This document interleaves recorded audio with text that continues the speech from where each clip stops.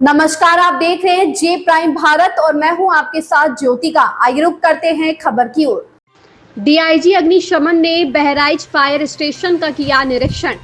DIG अग्निशमन सूर्यकांत त्रिपाठी निरीक्षण पर पहुंचे बहराइच फायर स्टेशन का निरीक्षण कर दिया आवश्यक दिशा निर्देश। ने बहराइच फायर स्टेशन का निरीक्षण किया और वहां की सुविधाओं और तैयारियों का आकलन किया। निरीक्षण के दौरान पाया गया कि फायर स्टेशन पर चालकों की कमी है और इमारत के कुछ हिस्से जर्जर हालत में हैं। निरीक्षण के दौरान पाई गई कमियां: चालकों की कमी। फायर स्टेशन पर चालकों की कमी पाई गई, जिससे आग लगने जैसी घटनाओं पर प्रभावी ढंग से प्रतिक्रिया देने में परेशानी हो सकती है।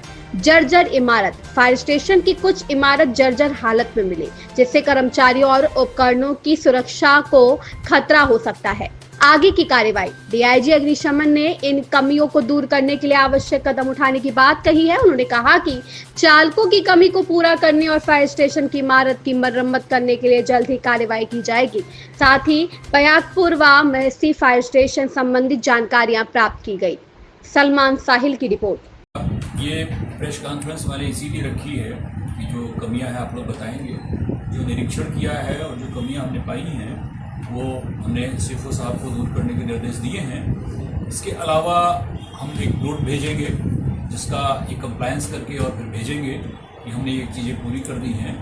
जैसे यहाँ की जो बिल्डिंग है वो बड़ी पुरानी है, काफ़ी जर्जर टाइप की बिल्डिंग है। संयोग से लगभग सारी बिल्डिंग बहुत पुरानी है। अभी इन्होंने बैरक बनाया है, वो कुछ नहीं है लेकिन वो भी टिन शेड है। बाकी पूरी बिल्डिंग इनकी काफ़ी पुरानी है।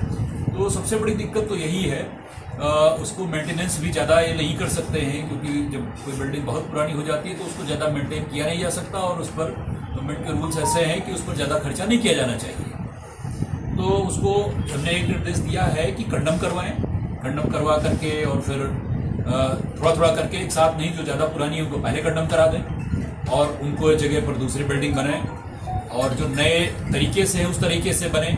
जैसे कंपोजिट टाइप की बिल्डिंग्स बनती हैं कि नीचे उसमें गैरेज हैं, ऊपर ऑफिस है, बैरक है, एक ही में कंपोजिट बन जाए तो उससे जगह भी कम लगती है और वो सस्ती भी पड़ती है। इसके अलावा स्टोर वगैरह देखा मैंने, गाड़ियों की चालन की स्थिति देखी, उनकी रेडीनेस देखी, तो ये सारी चीज़ें देखी और उसमें जो मुझे कमियां जहाँ नज़र आई हैं उसको मैंने इनको निर्देश दिए हैं ठीक करें। कई जगह चीज़ों के साफ़ सफाई में मुझे कमी काफ़ी नज़र आई, तो वो निर्देश दिए हैं कि उसको कैसे साफ़ सफाई कराएंगे, कैसे नगर पालिका का सहयोग लेंगे इस सब कामों में।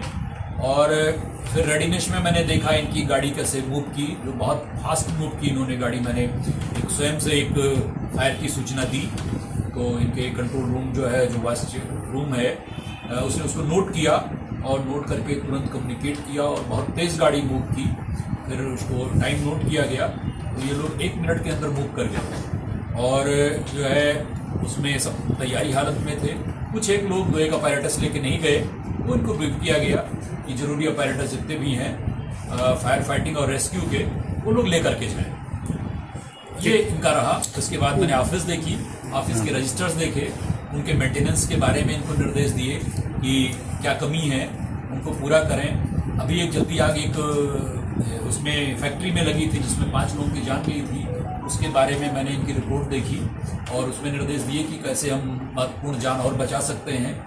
जिसके बारे में ये किया है कि बहुत सारे इंडस्ट्रीज़ हैं जिन्होंने एनओसी अब तक नहीं ले रखी थी, तो उसमें सीएफओ के द्वारा बताया गया कि इन्होंने लगभग 44 लोगों को एनओसी के लिए नोटिस दिए थे, जिसमें से 24 लोगों ने वो नोटिस का जवाब करके और उसको कंप्लायंस कर लिया है, वहाँ इक्विपमेंट्स लगा लिए हैं, एनओसी ले ली है। और बाकी जितने लोग बचे हैं उनको भी ये फॉलो करेंगे और उसमें सब में इक्विपमेंट्स लगाए जाएंगे, इक्विपमेंट्स लगा करके और उनको एनओसी दी जाएगी और जो उसका पालन नहीं करेगा तो उसमें फर्दर एक्शन करवाएंगे। डीआईजी साहब, सबसे बड़ी चीज़ यहाँ पर ये कमी दिख रही है कि यहाँ पर चालक उपलब्ध नहीं है फायर में। चालक का प्रश्न मेरे सामने आया है, इसको सीएफओ साहब ने भी मुझे इंगित किया है कि यहाँ गाड़ियाँ के मुकाबले चालक कम हैं और उसके कारण हमारे 1-2 स्टेशन जो नए बने हैं फायर स्टेशन, वो चालू नहीं हो पा रहे हैं। तो उसको तत्काल चालू करने के लिए कैसे वहाँ के और पंप से चला लिया जाए या ऐसी गाड़ियों से चला लिया जाए जो हमारे फायरमैन ऑपरेट करते हैं, उन गाड़ियों से उनको चला लिया जाए फिलहाल।